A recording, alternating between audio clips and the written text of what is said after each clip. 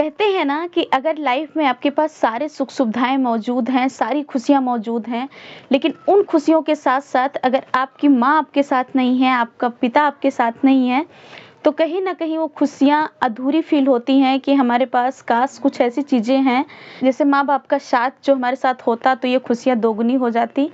सो ऐसे ही आज की डेट में मुझे कुछ ऐसा फ़ील होता है। सो हेलो फ्रेंड्स, कैसे हो आप सब? आई होप आप लोग बहुत अच्छे होंगे।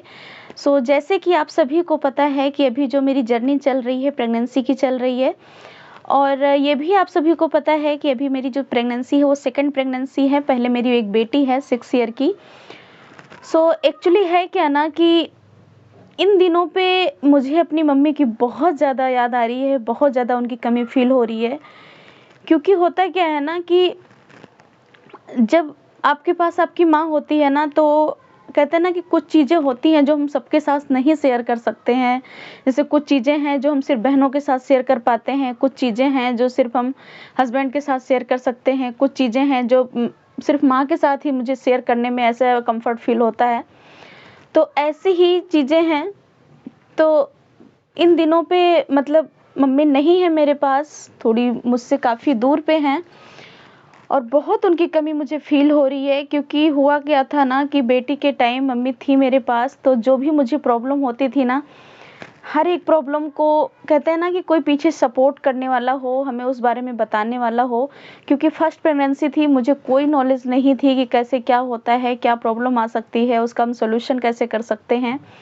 तो जो भी मुझे कोई प्रॉब्लम होती थी ना, तो कहते हैं ना कि कोई दुःख नहीं बाँट लेता है आपका, बट होता क्या है ना कि माँ का सपोर्ट ही बहुत सारी प्रॉब्लम्स को दूर कर देता है।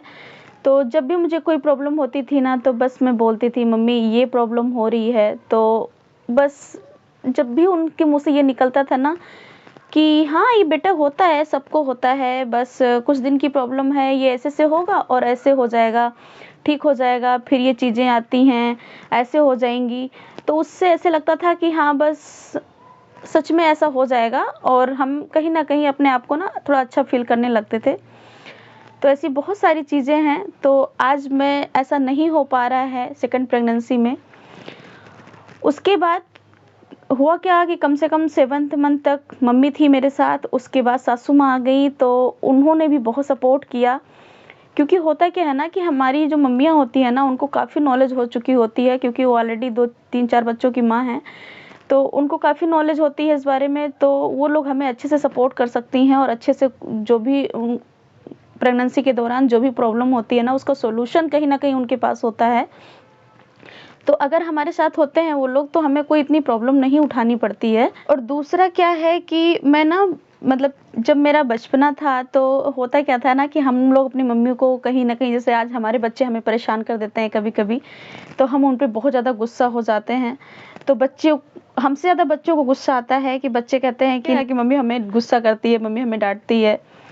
तो ऐसे जब हम बचपन में हम छोटे थे ना, तो क्या होता था कि जब भी हम अपनी मम्मी को कोई चीज़ें ऐसे हम गुस्सा दिलाते थे और मम्मी हमें डाँटती थी ना, तो जब हम नाराज़ हो जाते थे ज़्यादा और या रोने लगते थे, तो मम्मी कहती थी इस बात को कि कभी जब तुम लोग माँ बनोगे ना, तो पता इस बात का एहसास होगा, तुम्हें पता चलेगा कि हाँ, कि माँ क्या होती है। तो कहीं न कहीं आज उस चीज़ का जो एहसास है ना, वो मुझे हो चुका है।